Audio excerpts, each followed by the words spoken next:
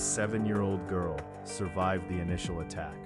She lay dying in the dark for hours, pulling out her own hair. No one came. The farm sat at the end of a road that went nowhere else. That was its name, Hinterkaifeck, behind the Kaifeck, a settlement so remote the nearest town was an hour's walk across bare Bavarian fields. In the winter of 1922, 6 people called it home. Andreas Gruber was 63. He had worked this land for decades, a hard man with a hard reputation. Difficult, suspicious, controlling. His wife Kazilia was 72, aging and quiet, long accustomed to the shape of their life. Their daughter Victoria Gabriel was 35.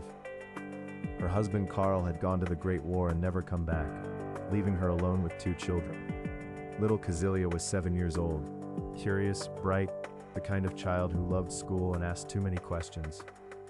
Baby Josef was 2, still unsteady on his feet. And then there was Maria Baumgartner. She arrived on the morning of March 31st, 1922. 44 years old, travel bag over her shoulder, first day as the new maid. She had heard the rumors about this place. She had a feeling she couldn't quite name. The maid before her had quit suddenly. No warning, no explanation. When neighbors asked why, she said the farmhouse was haunted. Strange sounds at night. Footsteps in the attic when no one should be up there. Andreas Gruber had dismissed it. Superstition, nonsense. But 6 weeks before Maria arrived, he had walked to his neighbor's house and said something that was much harder to dismiss. Someone had walked from the tree line to the farm, through the gate, across the yard, into the barn. But there were no footprints going back. Who walks to a farm in the middle of a Bavarian winter and simply does not leave? Andreas climbed into the attic. What he found there was subtle but unmistakable. The hay had been disturbed.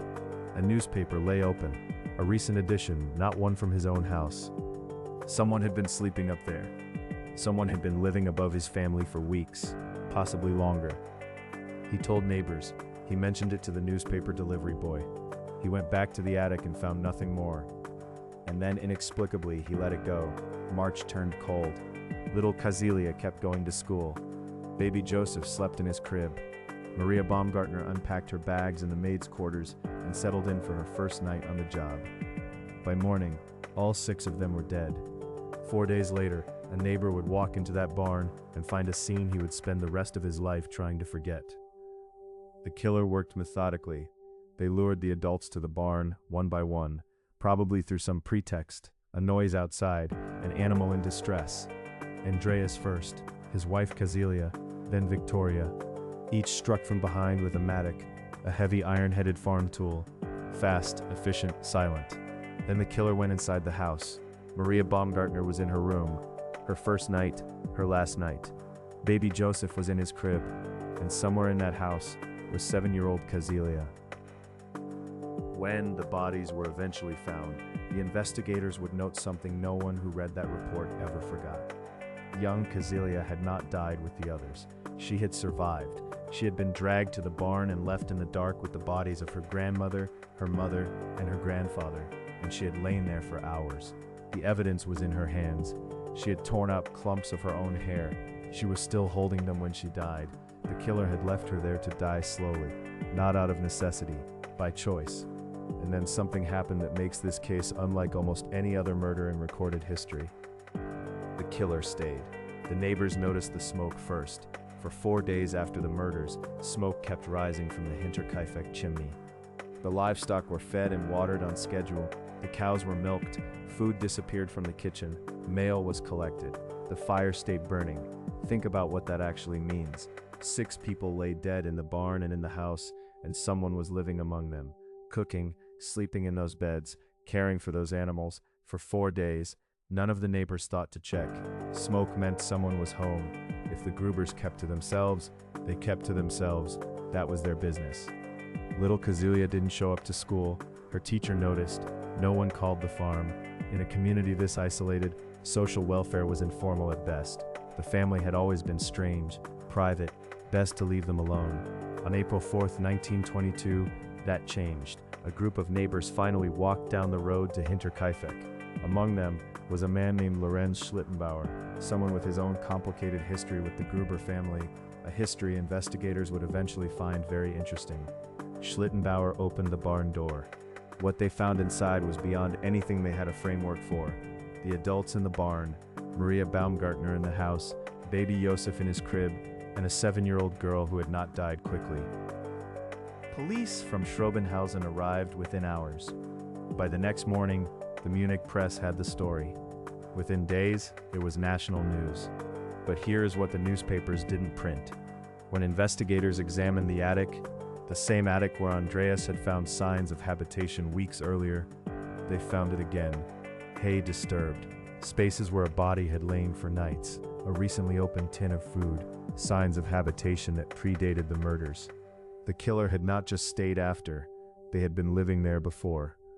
The investigation launched with enormous energy, and very quickly ran into a wall. The bodies had been lying for 4 days. The crime scene had been disturbed. Neighbors had moved things, and Schlittenbauer himself had reportedly repositioned some of the bodies. He said he was checking for signs of life. Investigators couldn't prove otherwise, but they noticed. The murder weapon was a mattock, confirmed by the cranial wounds. The Bavarian state police sent the victims' skulls to Munich for forensic examination, the standard procedure of the era. Criminologists documented the angle, force, and sequence of the blows. Someone with strength, someone practiced, or enraged. The mattock itself was never found. Back at the farm, the objects of ordinary life remained exactly as they had been. Little Kazilia's schoolbooks sat on the kitchen table. Baby Joseph's toys were on the floor. A half-eaten meal had gone cold on the stove. 6 lives frozen mid-moment, then extinguished. Over 100 suspects were investigated in the months that followed. Farm workers, traveling laborers, vagrant men known to move through the region, anyone with a grievance against Andreas Gruber. And Andreas, it turned out, had accumulated quite a few, because Andreas Gruber was not, by any account, a good man. In the years after the war, authorities had investigated serious allegations against Andreas Gruber, allegations involving his daughter Victoria, allegations of an incestuous relationship that the community had whispered about and that officials had quietly documented. Victoria's husband, Karl Gabriel, had supposedly been killed on the Eastern Front. His body was never returned to Bavaria. Some investigators who looked closely at the Hinterkaifeck case were not fully convinced Karl Gabriel was dead at all. The theory held its own grim logic. Karl survived the war. He came home. He found what had been done in his absence. He came to Hinterkaifeck, not to announce himself, but to wait, to live in the attic above his wife and his children, until the night he chose to act. It was never proven. Karl's death was eventually treated as confirmed by official record, but the doubt never entirely went away. But if not Karl, then who? Who knew this farm's layout well enough to live undetected in its attic for weeks? Who had the patience to wait and watch and plan, sleeping above a family while they ate dinner below? Lorenz Schlittenbauer became the most persistently discussed suspect in modern analyses of the case. He had been romantically involved with Victoria Gabriel after Karl's reported death. He believed, or claimed to believe, that baby Joseph was his biological son. And Andreas Gruber had allegedly been blackmailing him, threatening to expose the affair and the paternity question publicly. He was the man who opened the barn door. Witnesses at the discovery said he walked directly to the bodies and moved them. He said he was checking for survivors. Whether that was true, no investigator could disprove it. But the behavior was noted. It was remembered. In the early 2000s, DNA testing was finally applied to the case.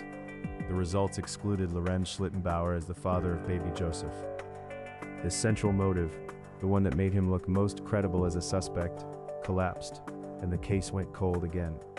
What do you think really happened at Hinterkaifeck? Who do you think was in that attic? Drop your theory in the comments, because investigators have never found a satisfying answer. But the most devastating detail in the entire case is not about the suspects at all. The skulls sent to Munich for forensic examination in 1922, the only physical evidence that might have told investigators something definitive about the killer's height, reach, and striking pattern, were destroyed. During the Allied bombing of Munich in World War II, the police archive burned. The skulls were lost. Investigation files went missing.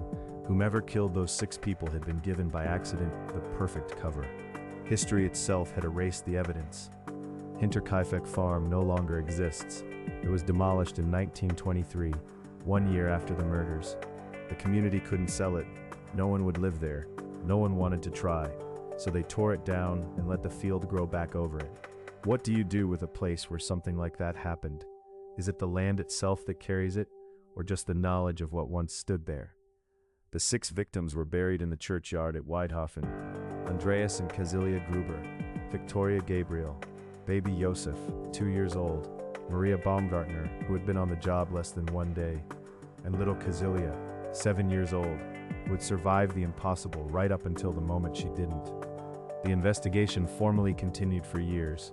The Bavarian State Police reopened it multiple times across the following decades. In 2007, criminology students at the Police Academy in Fürstenfeldbruck conducted a comprehensive cold case review, interviewing surviving descendants, analyzing remaining documents, applying modern behavioral profiling to everything they could find. Their conclusion: the most probable perpetrator was someone the Grubers knew, someone familiar enough with the farm to move through it invisibly, someone who understood the family's rhythms well enough to live undetected above them for weeks, someone they might have recognized, which is precisely why none of them survived long enough to identify him. Most people who read about Hinterkaifeck focus on the killer, but the question nobody thinks to ask is about Andreas Gruber. He found the footprints. He climbed into the attic and found the signs.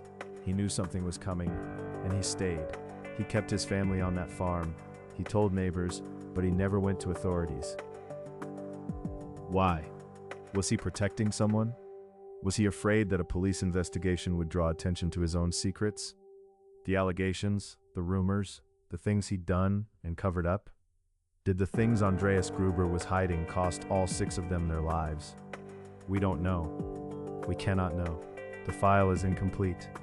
The physical evidence is gone. The farm is gone. What remains is this: 6 people, a farm at the end of a road that went nowhere, footprints in the snow that went one way, a 7-year-old girl who died in the dark with her family's hair in her hands, and someone who sat in that farmhouse for 4 days after the murders, tending the fire, feeding the cattle, sleeping in those beds, and then walked away. They were never found. They were never named. They lived out the rest of their life somewhere. They died somewhere. They may have been somebody's neighbor, somebody's father, somebody's friend.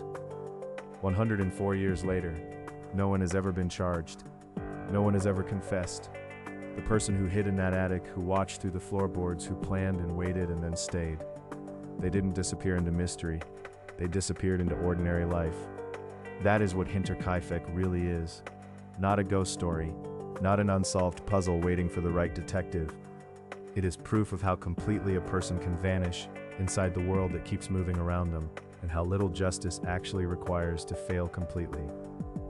If you want more stories like this, history they left out of the textbooks, subscribe.